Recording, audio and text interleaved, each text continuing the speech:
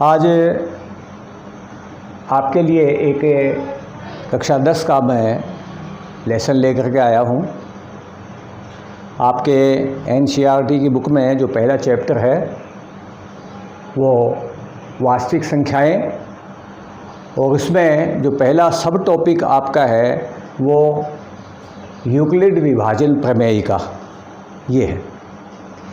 ये यूक्लिड विभाजन प्रमेय का क्या है, इसको जानने से पहले मैं आपको कुछ प्रोसेस बताना चाहता हूँ।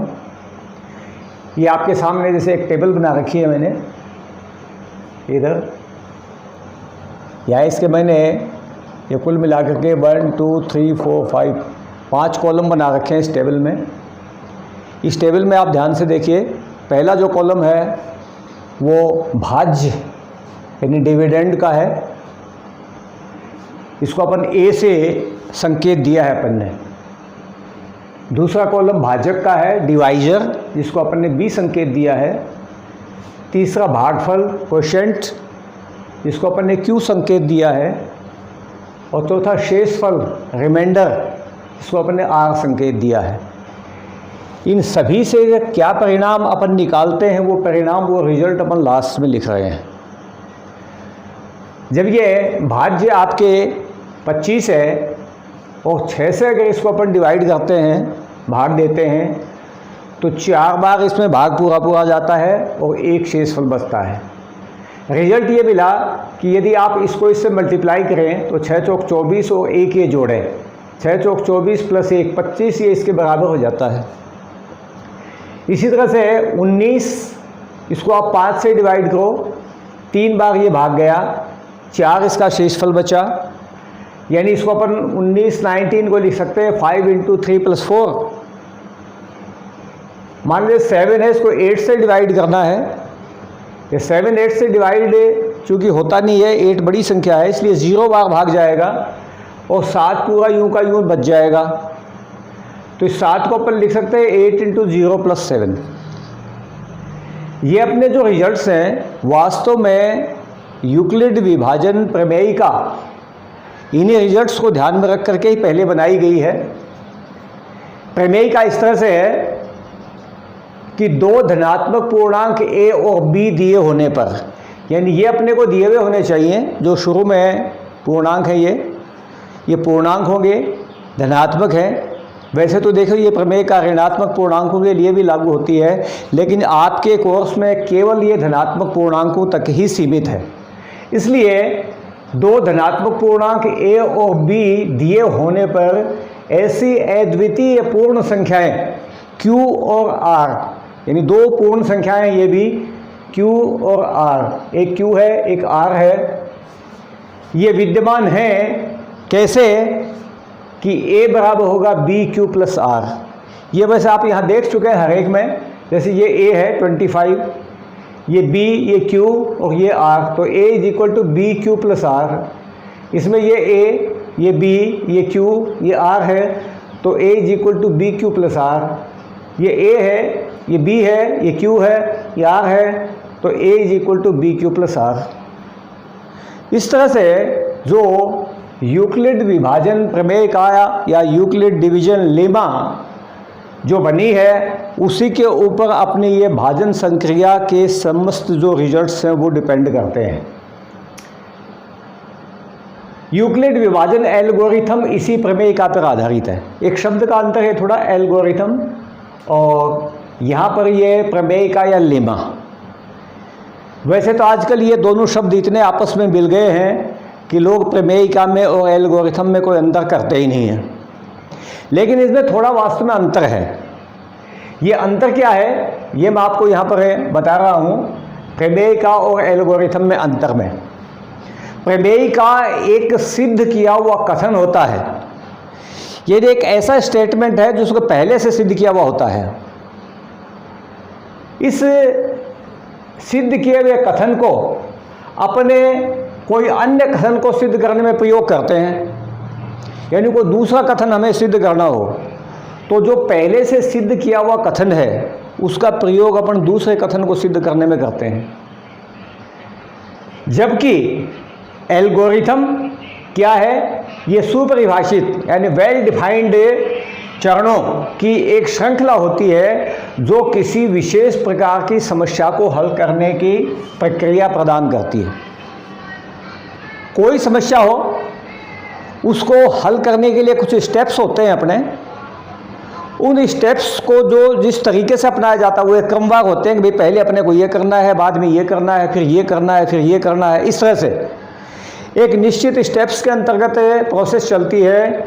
वो जो स्टेप्स हैं उनको जो अपनाने की एक श्रृंखला होती है जो कि किसी विशेष प्रकार की समस्या को सुलझाने में काम में आते हैं, उसे वास्तव में एल्गोरिथम कहते हैं। जैसे संख्याओं का महत्तम सामवर्तक ज्ञात करने के लिए अगर आपको दो संख्याओं का हाईएस्ट कॉमन फैक्टर ज्ञात करना है तो हाईएस्ट कॉमन फैक्टर यानी HCF, तो उसके लिए कुछ आपको स्टेप्स अपनाने पड़ते हैं, कुछ चरण अपनाने पड़ते हैं। वो जो चरण आप अपनाते हैं वो सारे क्या है, एल्गोरिथम हैं। और एल्गोरिथम्स में जिन नियम का प्रयोग किया जाता है, उसके स्टेप्स में जिस नियम का प्रयोग करेंगे वो वास्तव में प्रमेयिका है। तो ये आपके पहले टॉपिक से संबंधित कुछ सामान्य बातें हैं। अब इस टॉपिक से संबंधित जो आपके क्वेश्चन हैं उन क्वेश्चंस को अपन करेंगे। आपके जो फर्स्ट एक्सरसाइज है, पहली प्रश्नावली, उसमें कुछ क्वेश्चन हैं, अपन वो क्वेश्चन सॉल्व करेंगे। एक बार आप इस वीडियो को यहीं पर स्टॉप करके यदि चाहें तो आप इनको उतार लीजिएगा। उतारने के बाद में अब यहाँ पर मैं प्रश्न आपके लिखता जाऊँगा और अपन उसको हल करते जाएंगे। चलिए सबसे पहले जो अपनी एक्सरसाइज है उसका फर्स्ट क्वेश्चन लेते हैं। और फर्स्ट क्वेश्चन में आपके यही जो एल्गोरिथम वाली जो मैंने बात बताई थी, जो मैंने एग्जांपल दिया था कि जैसे एल्गोरिथम में अपन यूज़ करते हैं इसको, तो उसके लिए जो अपने मैसेपे निकालना है दो संख्याओं का यानी HCF, वो उसमें यूज़ करेंगे। देखिए पहला क्वेश्चन है आपके कि 135 और 225 का मैसेपे यानी HCF ज्ञात कीजिए। अब इसमें देखिए अपने जितने भी स्टेप्स लगाएंगे यानी इसको ज्ञात करने में जो स्टेप्स काम में आएंगे वो सारे के सारे यूक्लिड एल्गोरिथम के हैं, यूक्लिड विभाजन एल्गोरिथम के। और उनमें जो नियम लगाएंगे उन स्टेप्स में वो प्रमेयिका के नियम हैं, क्योंकि प्रमेयिका पहले से सिद्ध किया हुआ एक कथन होता है। दो संख्याओं का HCF ज्ञात करने के लिए आपको A और B के रूप में दोनों संख्याएं लेनी हैं। ध्यान ये रखिएगा कि A के रूप में आप बड़ी संख्या लेंगे और B के रूप में छोटी संख्या लेंगे। जैसे यहाँ पर ये 225 ये बड़ी है और 135 यानी 135 जो छोटी है, तो आप इसको A के रूप में लेंगे, इसको B के रूप में लेंगे। और मैं आपको देखिए स्टेप्स पूरे लिख करके बता रहा हूँ। पहला स्टेप आप ये अपनाएंगे कि 225 में 135 का भाग देंगे। आप 225 में 135 का भाग देना है। भाग यदि आप मौखिक दे सकते हैं तो मौखिक दे लीजिए, नहीं दे सकते हैं तो आप अलग से अपने रफ पन्ने पर उसका भाग दे करके देख लीजिए।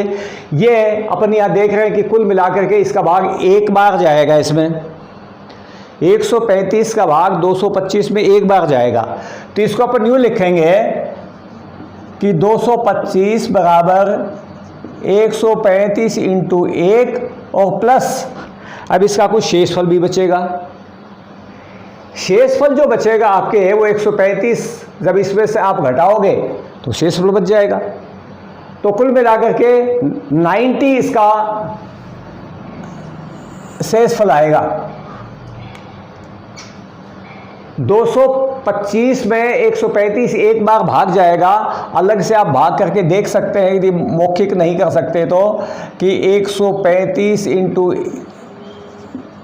ये कुल मिलाकर के 90 इस तरह से बच जाएगा। तो इसको अपन लिखेंगे 225 बराबर 135 इंटू 1 प्लस 90। यदि ये रिमाइंडर, ये शेषफल 0 हो जाए तो वहीं पर प्रक्रिया रुक जाएगी। 0 यदि मान लो ये यहीं पर हो जाता तो ये 135 इसका HCF हो जाता। लेकिन चूंकि ये कुल मिलाकर के यहाँ 0 नहीं हुआ, इसलिए अगला स्टेप चलेगा स्टेप नंबर 2। स्टेप नंबर 2 में आपने जिस संख्या का भाग दिया था, यानी 135 बी का वैल्यू, जो बी की वैल्यू और आर की वैल्यू है, इन दोनों में आप ये प्रोसेस लगाओगे। वैल्यू लेनी है बी की और आर की। बी चूंकि यहाँ आर से बड़ा हमेशा होता है, इसलिए आप 90 से डिवाइड करोगे इसको, यानी सेकंड स्टेप हो जाएगा 135 बराबर 90 इंटू एक बार ही भाग जाएगा ये, और कुल मिलाकर के 45 इसका शेषफल आ जाएगा। क्योंकि ये शेषफल भी 0 नहीं हुआ, इसलिए अगला स्टेप आपको फिर करना है किस किस के बीच में, जो ये b की वैल्यू है इसमें और r की वैल्यू है इसमें। अब ये b की वैल्यू हो जाएगी, ये r की वैल्यू हो जाएगी। तो कुल मिलाकर के तीसरा स्टेप स्टार्ट हो जाएगा आपके 90 इज इक्वल टू 45 इंटू 2 और प्लस 0। अब ये r इक्वल टू 0 आ गया। 0 आते ही आपको इसका आंसर मिल जाएगा कि आपके जो b की वैल्यू यहाँ बन रही है, ये b की वैल्यू ही इन दोनों संख्याओं का HCF होगा, महत्तम समापवर्तक होगा। आप इसमें रिजल्ट लिख देंगे लास्ट में, कहते हैं 135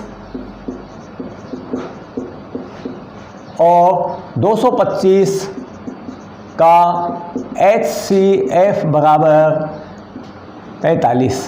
यहाँ में देखिए आपको वो प्रमेय का और जो एल्गोरिथम थी उसके बारे में स्थिति फिर क्लियर कर दूं।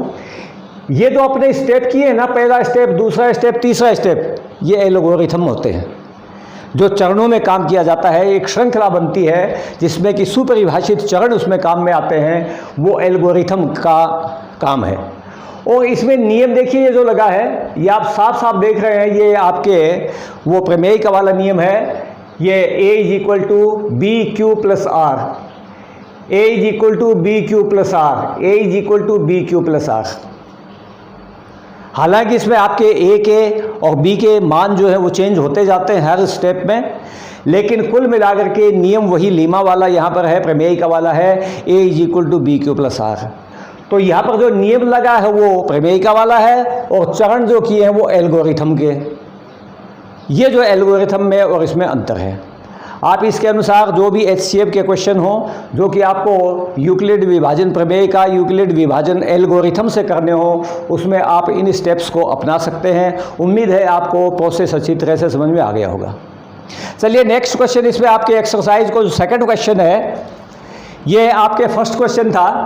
फर्स्ट क्वेश्चन का फर्स्ट पार्ट है, इसमें कुल मिलाकर के 2 पार्ट और हैं, और इन 2 पार्ट में अपन सेकंड क्वेश्चन लेंगे इसका।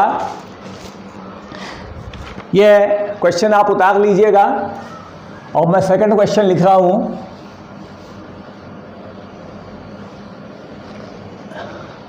सेकंड क्वेश्चन में है आपके कि दर्शाइए कि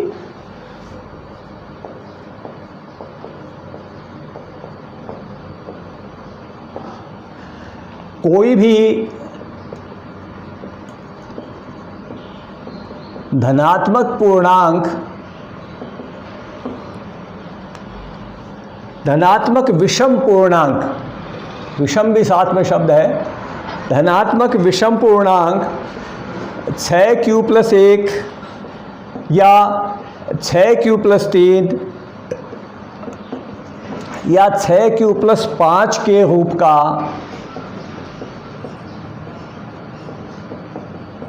होता है, जहां q कोई पूर्णांक है।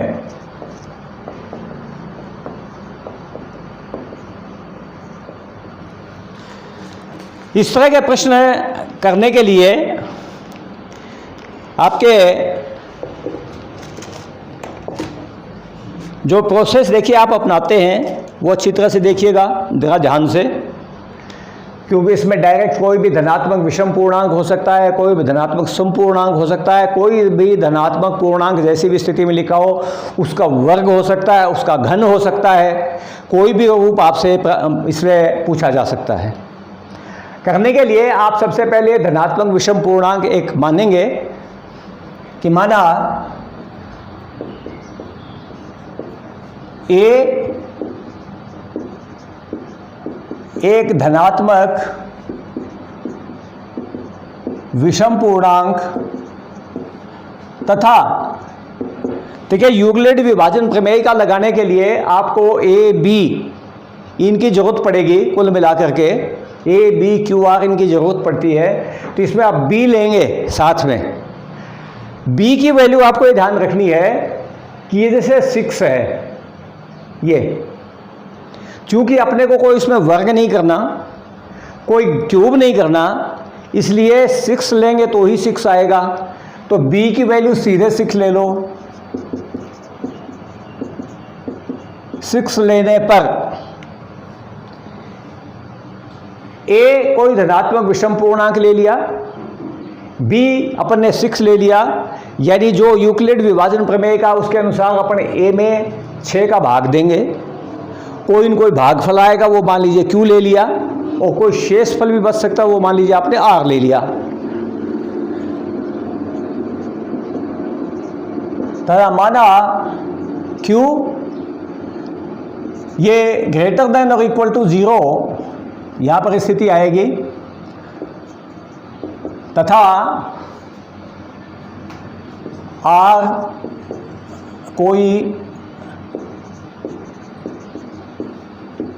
अन्य धनात्मक पूर्णांक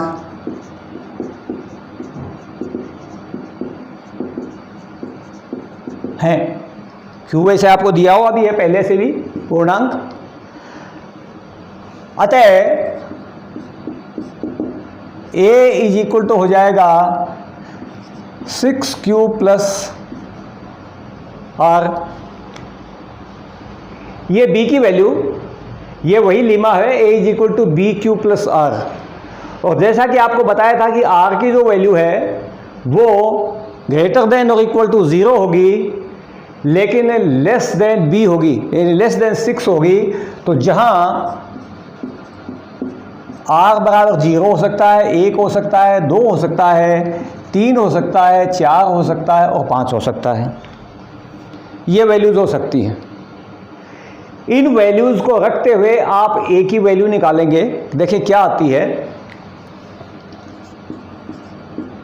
जब r इज इक्वल टू 0 तब a is equal to 6q। लेकिन 6q आप जानते हैं कि ये विषम नहीं है, 6q हमेशा सम है।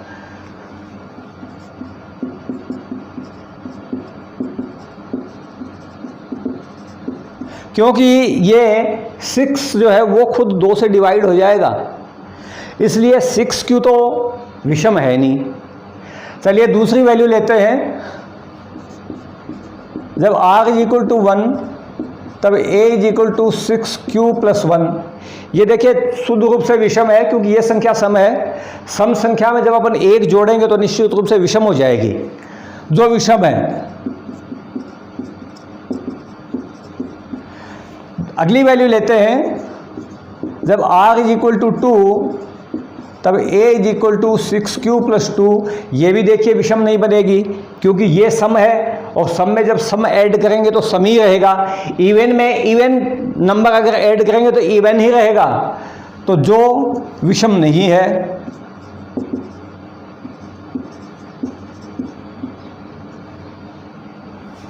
तो अगली वैल्यू लेते हैं। r इज इक्वल टू 3 तब a is equal to 6q plus 3। ये सब विषम आ जाएगी, जो विषम है, क्योंकि सब में जब आप 3 विषम जोड़ेंगे, इवन नंबर में ऑड नंबर ऐड करेंगे तो ऑड आएगा। जब r इज इक्वल टू 4 तब a is equal to 6q plus 4, ये विषम नहीं है।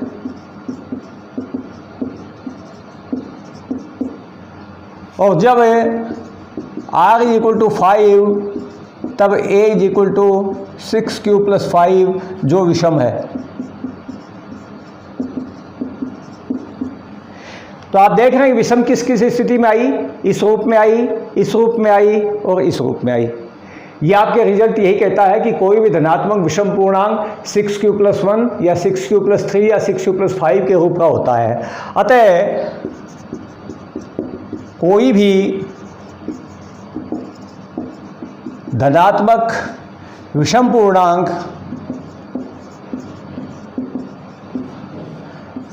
6q प्लस 1 या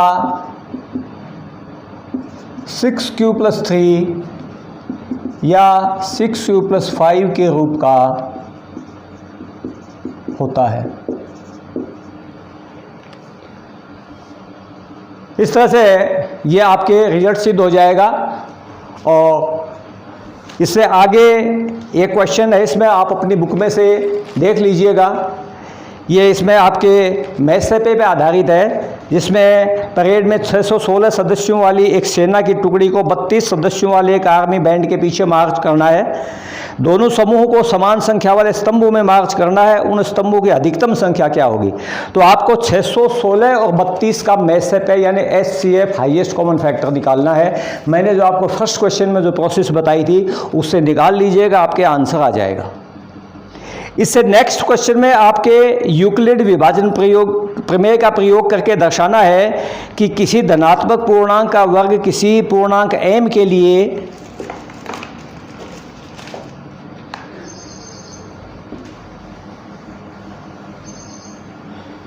यहाँ पर क्वेश्चन है आपके कि किसी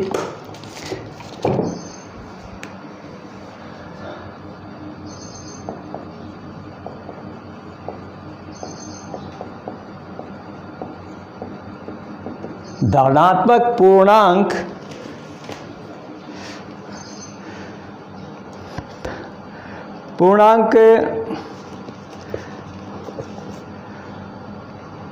का वर्ग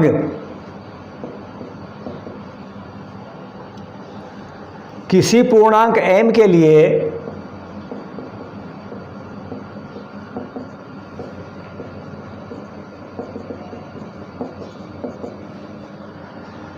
थ्री m या 3m प्लस 1 के रूप का होता है। आपको धनात्मक पूर्णांक का आपके वर्ग की स्थिति दे रखी है। पूर्णांक तो आप वैसे ही मानोगे कि माना a एक धनात्मक पूर्णांक है। अब चूंकि विषम वाली स्थिति तो दे नहीं रखी, इसलिए आप ये मानेंगे कि a एक धनात्मक पूर्णांक है तथा b की वैल्यू देखिए आपको लेनी है। b में आपके ये 3 यहाँ पर आना है ये, इसलिए आप यही ले लो, क्योंकि इससे छोटी आप कोई संख्या लोगे तो उसका जब स्क्वायर करोगे तो एक को छोड़ करके बाकी सारे स्क्वायर जो वो 3 से बड़े होंगे। इसलिए आपके लिए मिनिमम यही स्थिति आएगी। b बराबर 3 लेने पर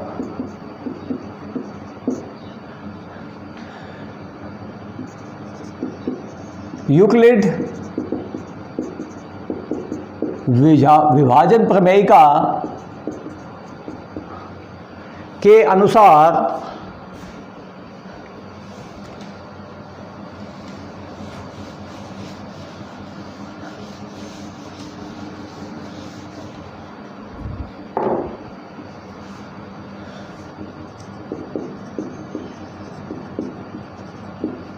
a is equal to 3q plus r, जहाँ पर q r कोई पूर्णांक है।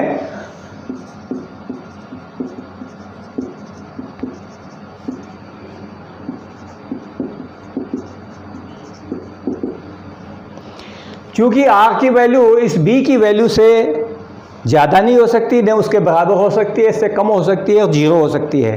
तो r की वैल्यू आएगी 0, 1, 2, ये 3 वैल्यूज़ आएंगी। सबसे पहले 0 रख के देखिए,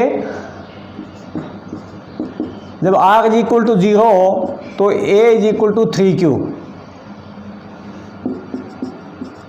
जब r इज इक्वल टू 1 तो a is equal to 3q plus 1, और जब r इज इक्वल टू 2 तो a is equal to 3q plus 2। आपको इनका वर्ग लेना है। लिखा है कि किसी धनात्मक पूर्णांक का वर्ग, तो इन तीनों संख्याओं के आप वर्ग कीजिए और देखते हैं कि किस फॉर्म में आते हैं। अब a स्क्वायर बराबर, पहली स्थिति ये वाली, a स्क्वायर बराबर 9q स्क्वायर, और इसको अपन लिख सकते हैं 3 इंटू 3q स्क्वायर। देखिए q पूर्णांक है, ये इंटीजर है, इसका स्क्वायर भी एक इंटीजर होगा। ये अगर वैसे माइनस में होगा तो भी प्लस में ही हो जाएगा, प्लस में अपन लेते ही, माइनस में लेते ही नहीं है। यहाँ पर q स्क्वायर भी एक इंटीजर होगा, पूर्णांक होगा, और 3 से जब उसको मल्टीप्लाई करेंगे तो 3 से मल्टीप्लाई करने पर किसी भी इंटीजर को वो भी एक इंटीजर ही मिलेगा। इसलिए इसकी जगह अपन दूसरा इंटीजर या दूसरा पूर्णांक रख सकते हैं। मान लीजिए वो अपन ने m रख दिया, जैसा कि अपने वो क्वेश्चन में दिया है 3m, जहाँ माना m बराबर है 3q स्क्वायर, एक पूर्णांक। दूसरी वाली स्थिति लेते हैं, नंबर 2 पर ये जो आई है। नंबर 2 वाली स्थिति में a स्क्वायर बराबर आ जाएगा 3q प्लस 1 होल स्क्वायर, आ जाएगा 9q square plus 6q plus 1। आप इन दोनों में से 3 कॉमन ले लो, 3q स्क्वायर प्लस 2q, और इस 1 को अलग रख लो। यहाँ फिर वही बात देखिए लागू होती है, q स्क्वायर पूर्णांक, q पूर्णांक, 3 से मल्टीप्लाई करोगे पूर्णांक को तो ये पूर्णांक, 2 से मल्टीप्लाई करोगे पूर्णांक को ये पूर्णांक, 2 पूर्णांकों का योग भी पूर्णांक, तो ये कुल मिला के कोई एक पूर्णांक है। इसको अपन पूर्णांक m ले लेते हैं। यहाँ पर आपके m की ये वैल्यू ले लेंगे, ये स्थिति हो जाएगी 3m प्लस 1, जहाँ m बराबर है 3q स्क्वायर प्लस 2q। तीसरी स्थिति जो अपने को मिली है वो देखिए, a स्क्वायर बराबर 3q plus 2 whole square, 9q square plus 12q plus 4। इस 4 का विभाजन कर लीजिए, इसको अपन लिखेंगे 9q square plus 12q plus 3 और प्लस 1। यहाँ से आप 3 कॉमन निकाल लो, 3q square plus 4q plus 1 और प्लस 1। ये पूर्णांक यानी इंटीजर, ये इंटीजर, ये इंटीजर पूर्णांक। किसी अन्य पूर्णांक के बराबर रख दो, m जो अपन को संकेत दे रखा उसी के हिसाब से रख दो, 3m प्लस 1, जहाँ m is equal to 3q square plus 4q plus 1। तो अपन ने देखा कि इसका जो स्क्वायर आया है वो कुल मिलाकर के 2 ही स्थितियों में मिला है, या तो 3m आया है या 3m प्लस 1 आया है। तो ये आपके रिजल्ट सिद्ध हो जाएगा कि किसी भी धनात्मक पूर्णांक का वर्ग किसी पूर्णांक m के लिए 3m या 3m प्लस 1 के प्रकार का होता है। एक क्वेश्चन और लेते हैं अपने।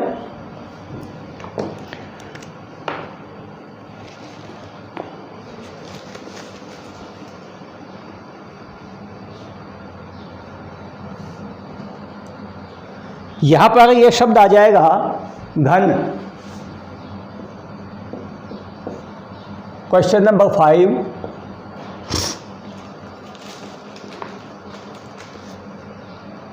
नाइन एम या 9m+1 या 9m+8 प्रकार के रूप में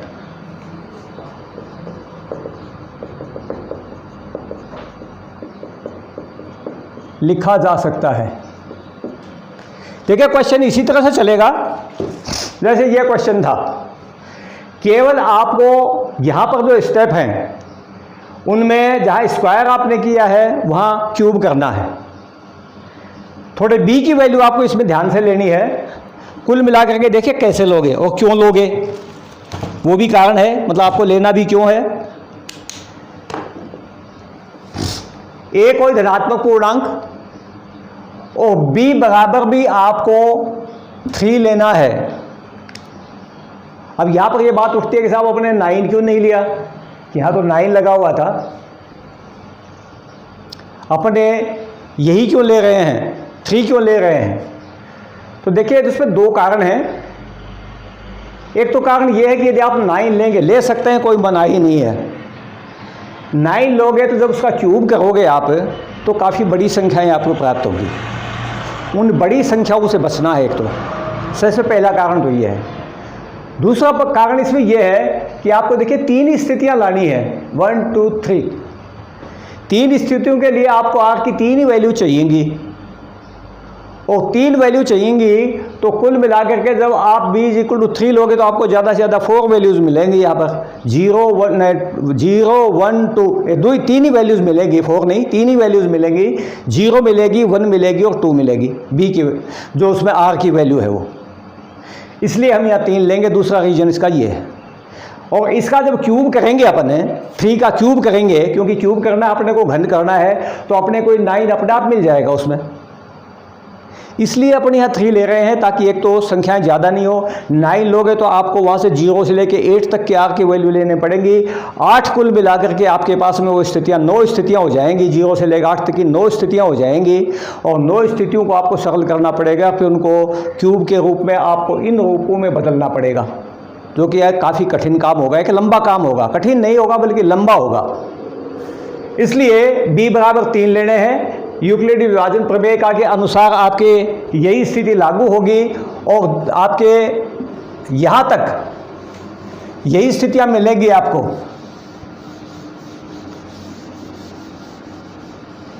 कुल मिलाकर के ये स्थितियाँ ही आपको प्राप्त होंगी, r के 0 1 2। और यहाँ पर नंबर 1, जब r बराबर 0 तो a बराबर 3q। नंबर 2, जब r बराबर 1 तो a बराबर 3q + 1। और नंबर 3, जब r = 2 तो a = 3q + 2। तीनों स्थितियों में आपको घन करना है। पहली स्थिति, इसका a³ कीजिए आप, यह आएगा 27q³। इसको चेंज कर लो, 9 × 3q²।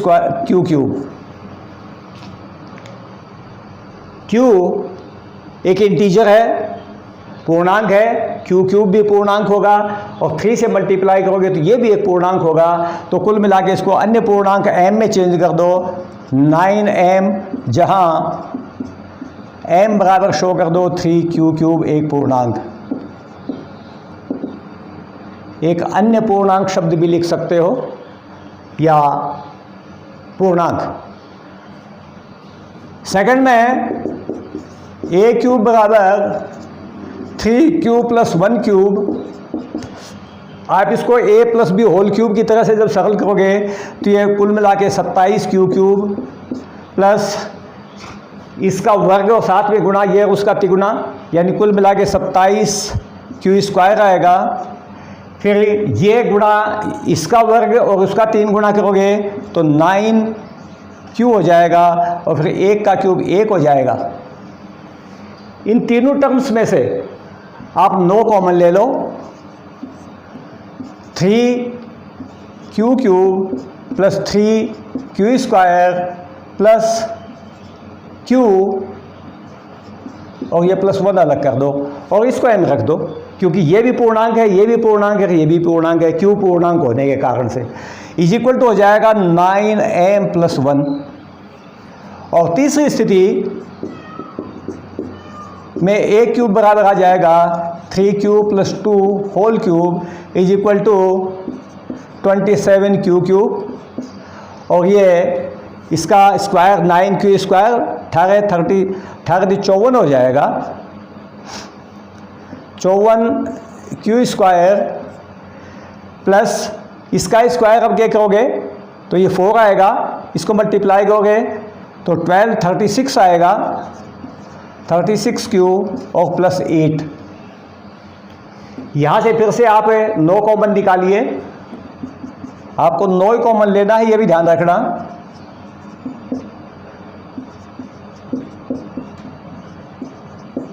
और प्लस 8 और इसको m के बराबर जब रखेंगे तो 9m + 8। तो कुल मिलाकर के ये 3 प्रकार आ जाएंगे। उम्मीद है आपको अच्छी तरह से क्वेश्चन समझ में आ गया होगा।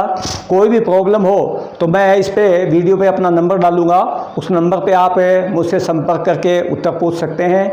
एक ज़रूर आपसे निवेदन है कि यदि आपको ये अच्छी तरह से चैप्टर समझ में आया हो, अच्छी लगी हो टॉपिक, मेरे चैनल को सब्सक्राइब ज़रूर कीजिएगा। वीडियो यदि पसंद आया हो, टॉपिक पसंद आया हो तो इसको लाइक भी कर देना। धन्यवाद।